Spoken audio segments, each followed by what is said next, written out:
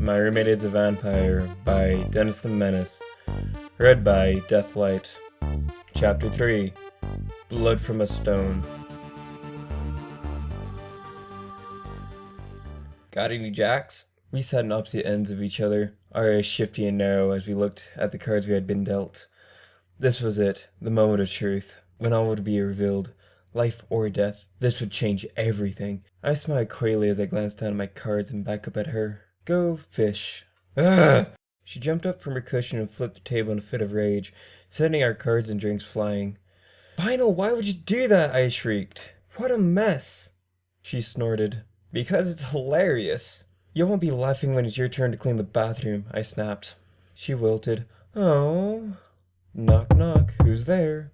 Oh, wonder who that could be. Vinyl trotted over to the door, pulling it open with her magic, and was promptly tackled and sent flying across the room with a great crash. Vinyl! I shrieked by her side in an instant.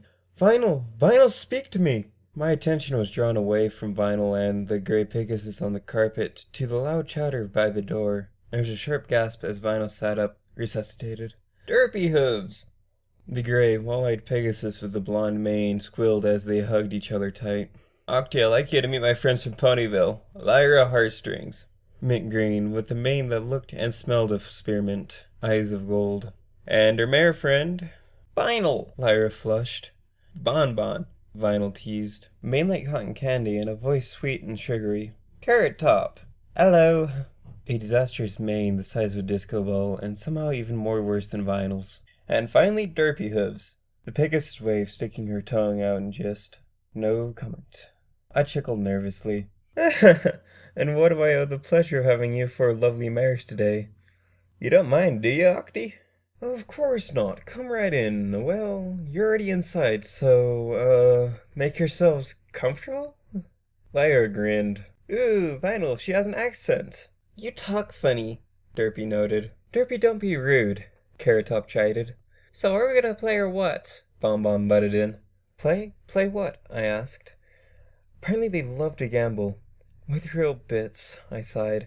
Isn't that irresponsible? And now you know where my paycheck goes, Vinyl joked.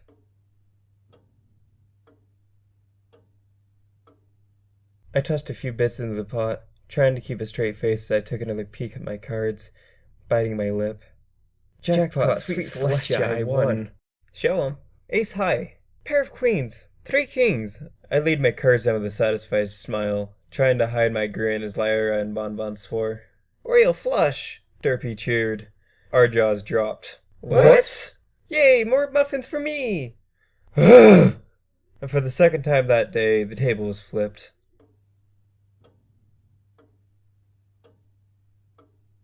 Day turned to night, the sun dipping into the horizon, Luna's moon, a full moon. High in the sky, the sea of twinkling stars blanketed the world as ponies all over Equestria took to their beds, drifting off into a peaceful slumber. When darkness fell, Candlelight became something else.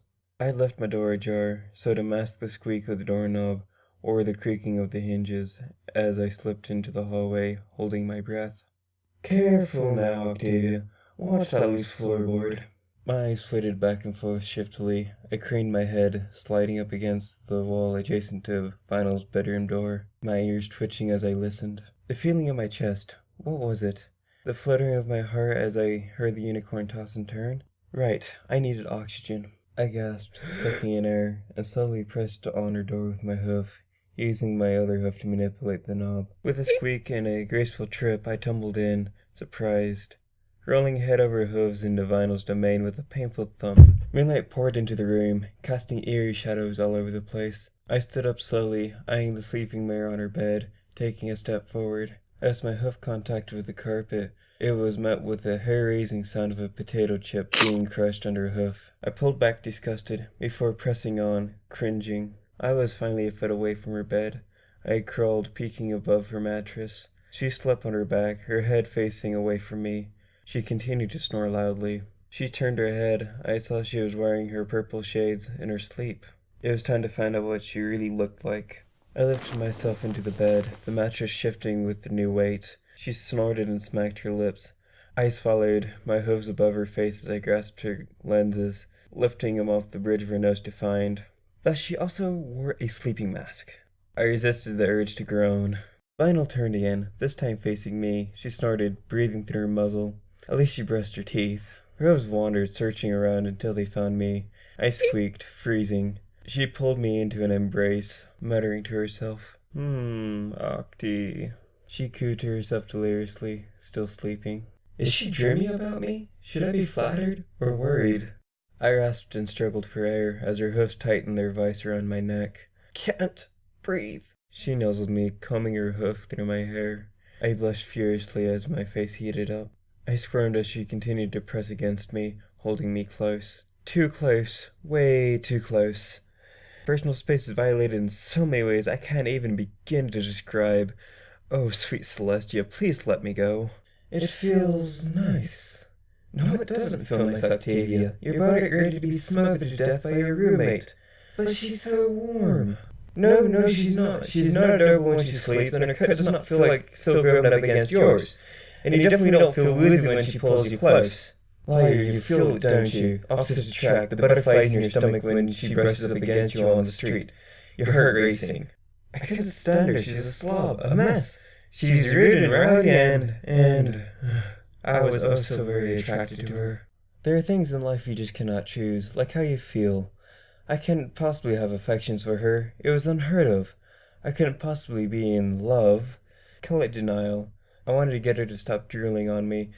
I wanted to remove all the doubt from Equestria, make my problems disappear, not have to worry about the ramifications, the social stigma, the impact it would have on my musical career. I could see it now on the front of Equestria Daily. The word is out. Octavia is a filly fooler. What would my mother think?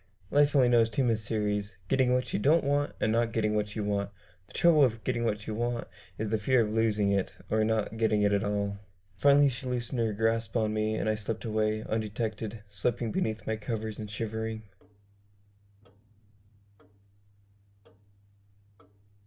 A beautiful melody, a sound of harmony, we were a well-oiled machine in sync. I cringed as I snapped into reality, my bow pulling across the strings of my bass, creating a horrifying sound that sounded like an angry feline with kidney stones. Wait, what? My three companions glared at me. You've been kind of distant lately, Octavia. Sorry, every pony.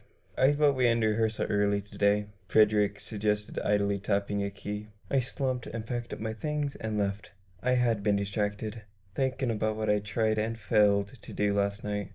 So far I wasn't any closer to finding out whether or not Vinyl was a vampire. At this point, my mind was focused on other things, my feelings for her, that cursed mare. This was all her fault. It had been a while for me to come to terms with it all. I brushed off the signs as nothing more than Vinyl being overly friendly. But now I knew. Oh yes, I knew. I knew that she wanted me to want her.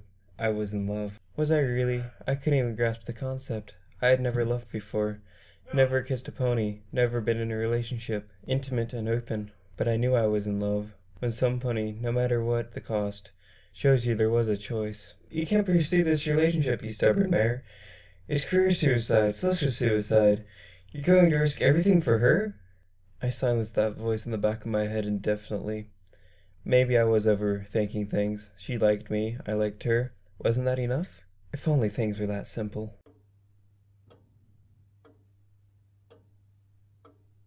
Of course, fate would not leave me be, and as soon as I tore open the fridge to grab some sparkling water, thinking I had all the answers to the mystery of my life, I spied something hidden behind some orange juice and some oven mitts.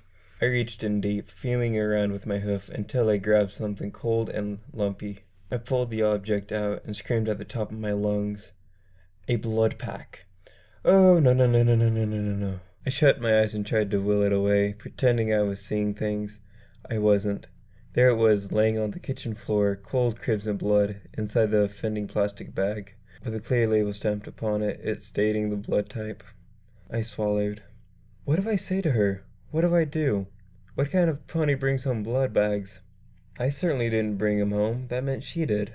I felt woozy. I felt sick. Vanna Scratch was a vampire. Unless she had to give herself her own blood transfusions. What about that, Octavia? That voice inside my head, the voice of reason, had stopped making sense. Even it could not dissuade me from the truth. Logic told me there was a reasonable explanation. Logic was such a liar. This was undeniable proof. Now what? Nobody would believe me. What could I do? Call the guards? Try and slay her myself? Leave, disappear, make myself scarce? That would have been the smart thing to do. I guess I wasn't that smart. And again, probably end up lying in a pool of my own blood for asking. It was time to invest in some silver, garlic, and a wooden stake. Maybe some holy water. I imagined myself screaming, "The power of Celestia compels you! The power of Celestia compels you!" as I splashed it on her. I heard the door open. I gasped and grabbed the bag with my teeth, trying not to think about it, and tossed it back into the fridge. "Octi, I'm home!" I slammed the door shut and turned around, grinning nervously, my grin stretching wide. If she found out that I found, then they would find my body in a ditch or a dumpster. I was too young and beautiful to die. Play it cool, Octavia. Be cool. Just pretend you didn't see anything. She's still your friend. She's still Vinyl Scratch. How am I supposed to be cool when my best friend is a blood-sucking monster? Hey, Octi, you got some mail. Mail? Yeah, mail. For me? Yeah, Octi. Could you move? I want a drink. Blood, she's going for the blood. I never got mail before. I sidestepped her awkwardly, never taking my eyes off her. Are you alright? You look nervous. Me? Nervous? Of course not. Let's see who this mail is from. I read the return address and recognized the stamp immediately. Mother?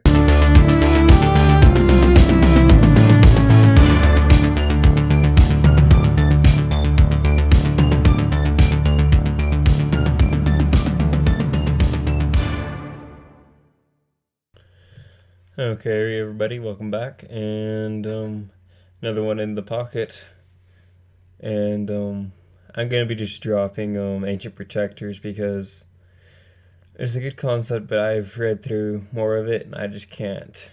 There's just too many mistakes, and I don't want to go through every chapter fixing every mistake, so it just takes too long, and I've got my hands full of school and stuff right now. Because of all the stuff I'm doing in school, every day I'm lucky if I have 2 hours to myself to do what I'm doing here, just reading stuff, so I'm just going to cut it down. So yeah, I'm just going to cut it down to 1 fiction and probably 1 comic strip per week or something. I've already got a couple of games set up, so I'll just do leak them out over this month too, so yeah, I'm going to leak them out over this month, as I've already probably said, and I've only... Oh my god, I'm so brain fried right now. I'm going to probably do something in November too, so I'm going to be just busy as hell. So I'll say see you later, and I'm checking out. Goodbye.